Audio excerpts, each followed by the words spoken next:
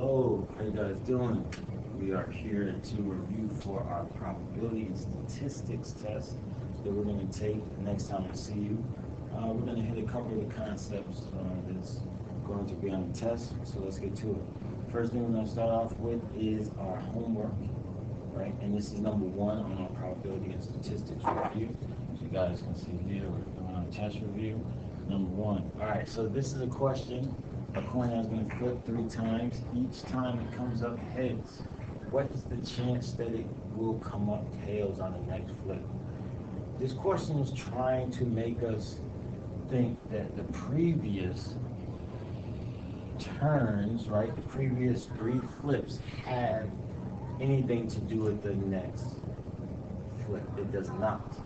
We are only discussing theoretical probability.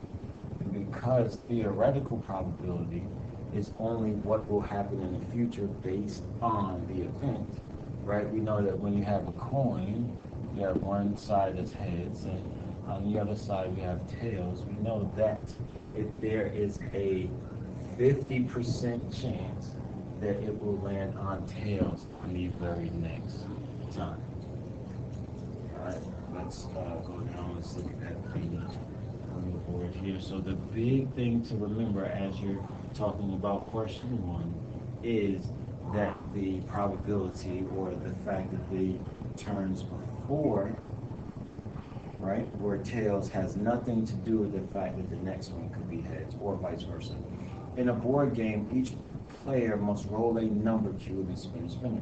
The number cube is labeled with numbers 1 through 6 and the spinner consists of 8 equal parts. Write each probability as a fraction in the simplest form. This is key, simplest form. Remember that on the test, if you have it and it's not in the simplest form, you'll get some points, but you won't get all the points. So make sure you reduce before multiplying. All right, what's the probability you would roll a 4 and then land on yellow? Well, as we have a cube here, we see that there are only, right, one of each number. I did that wrong. One of each number on the cube. So therefore, because it's one number, there we go, on the cube, it is only 1 out of 6. So there's 1 4, so it will be 1, and you place that out of 6. Remember, probability is simply what we want to happen, wanted,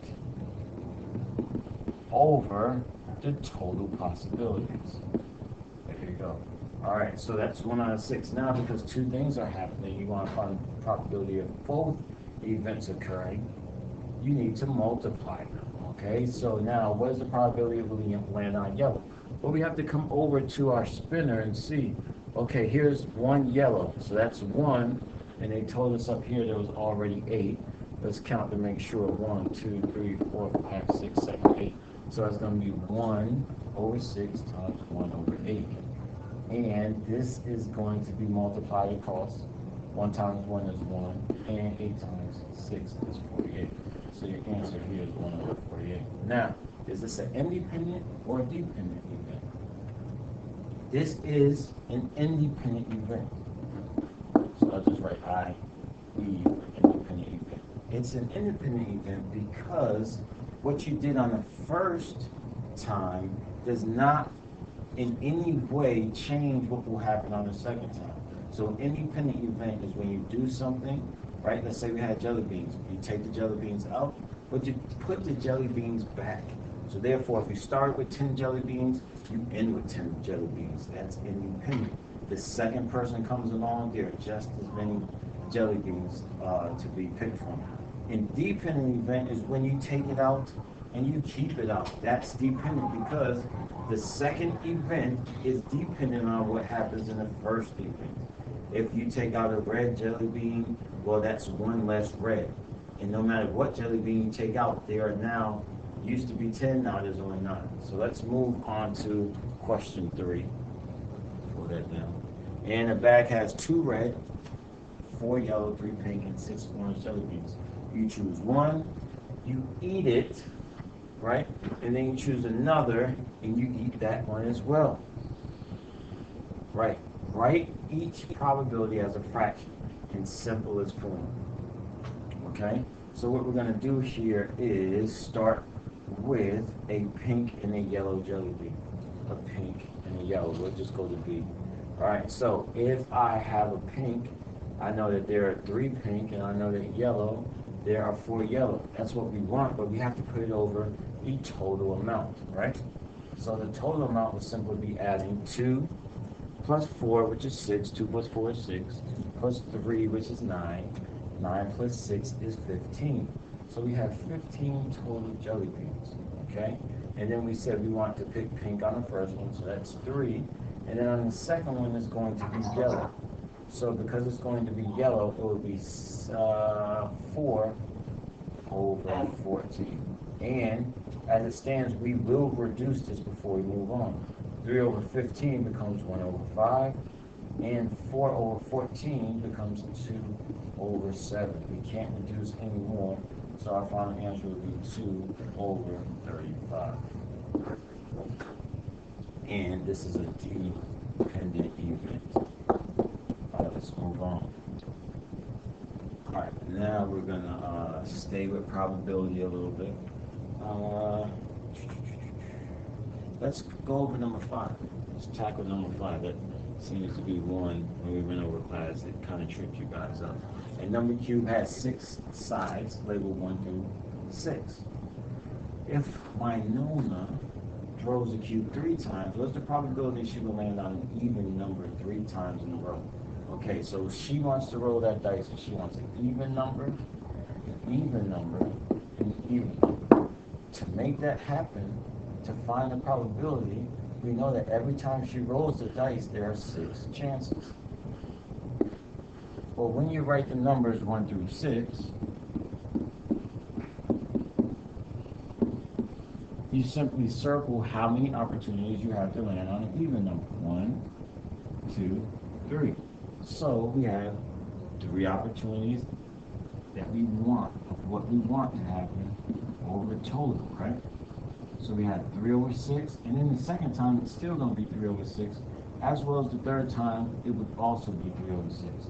So now 3 over 6 can be reduced to 1/2, so that will become 1/2 times 1/2 times 1/2. 2 times 2 times 2 is 1 over 8. Correct answer is D. So the concept here is see how many total outcomes there are.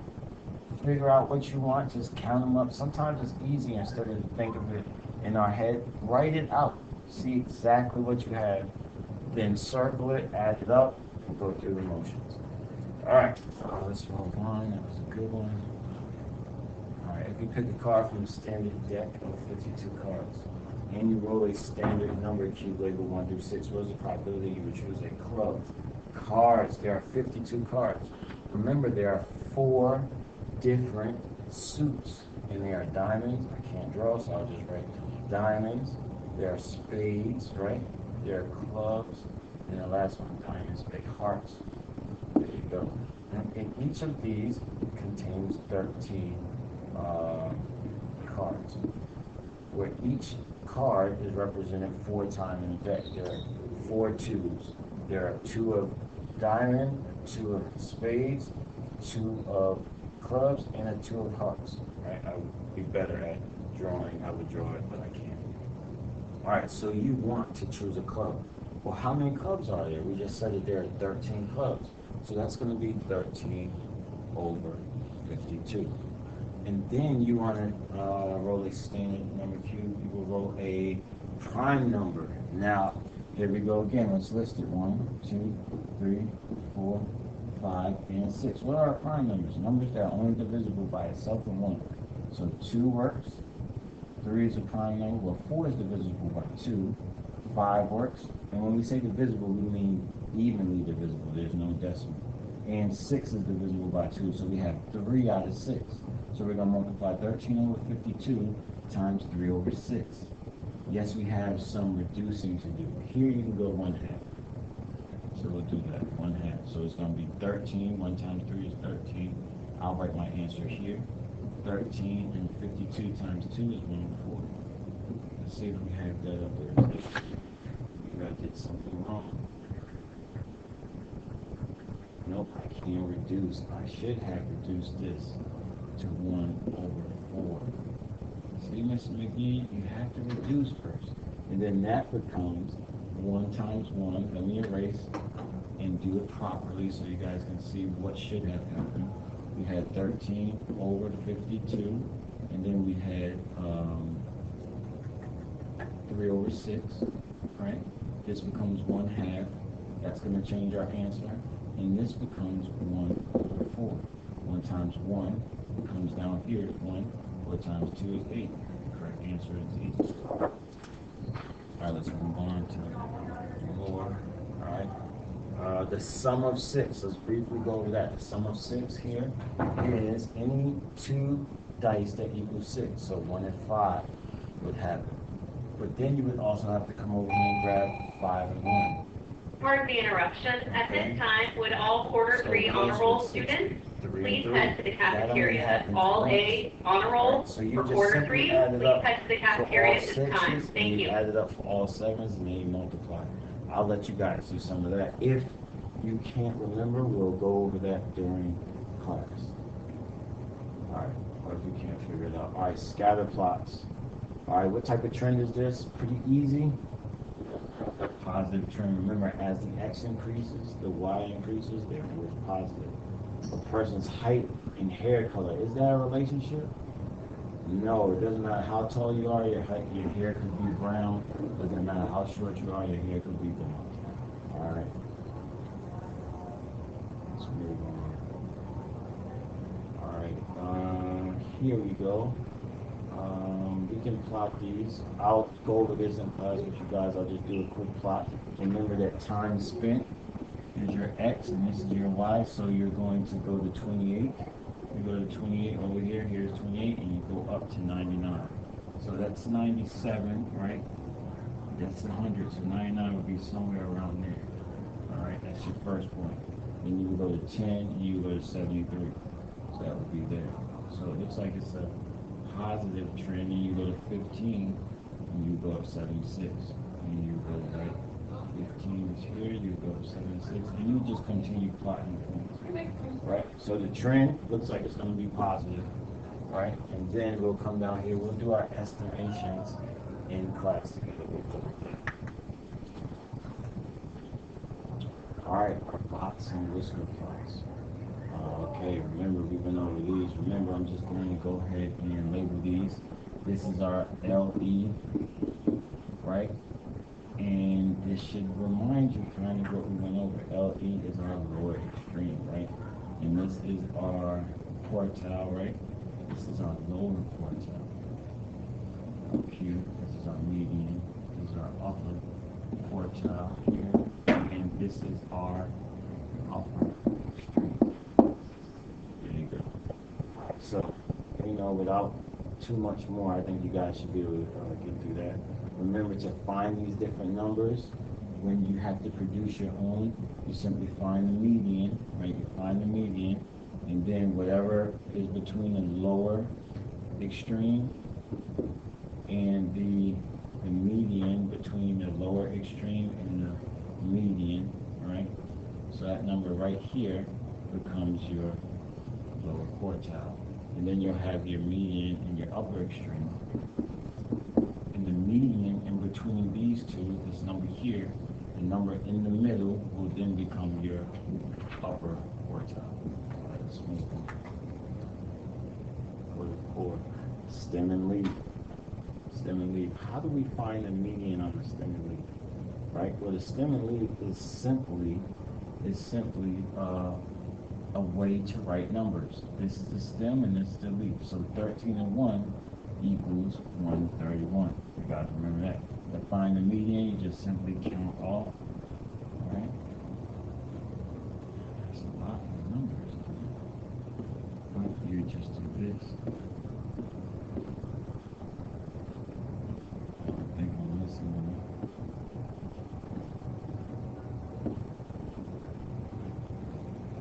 Coming to the end. Oh, look at that. We have 2 in the middle if I did that correctly. And 7 and 8, right, we'll take what's in the middle of that. So our median, 7.5. Alright, then to find the mean, you simply add all of these numbers together and then divide by how many numbers are there. Okay? The range, right? The range will go to the range. So the mean is equal to the average. We'll help that out. Average. Add and divide, right? The mode is the most often. So I'm going to go ahead and erase this and see if we can figure out which number happens the most often. I see a couple of 2's here. 1, 2, 3, 4. That might be it. 162. Remember, mode stands for M, most, O, often. Just remember most often right there. M, most often. Range is the difference from the highest number to the lowest number. Right? So we'll do, I think the lowest number is 131, the highest number is 185. So 185 minus 131, that gives us 4 down here, that gives us 5, and that gives us 0. So 54 is the range. Alright, so come down here. This is our last page, so we're going to do a little bit about the weight in pounds. Okay, so there are blank percentage fewer 6 pounds of fish than 5 pounds. Alright, so they want percentages. So that means you need to turn everything into a penny. Right? So how many total are there? So you count 1, 2, 3, 4, 5, 6, 7, 8, 9, 10, 11, 12, 13, 14, 15, 16, 17, 18, 19, 20, 21, 22, 23, 24, 25, 27, 28. So there are 28 total. Now you have to find a percent. 5-pound fish, right? So how many 5-pound fish? 2. How many 6-pound fish are there? 1 over 28. Now you turn that into a percent. 2 divided by 28 equals 7%. And then 1 divided by 28 equals 3%, 3.5%. So you can say that there are 3.5% fewer 6-pound fish and 5-pound fish. There are blank fractions, right? They want a fraction here. As many pounds of fish as 1 pound of fish. There are, so they want a fraction. So 5 to 1, right? So 5 would be 2, and 1 would be 1, 2, 3, 4, 5, 6, 7, 8. So for 8, you could reduce that to a number 4. Alright, ladies and gentlemen, that's the review for tonight. Make sure you guys finish the homework or any other questions you have, and we will go over them tomorrow at school. Alright, have a great day. Bye. Once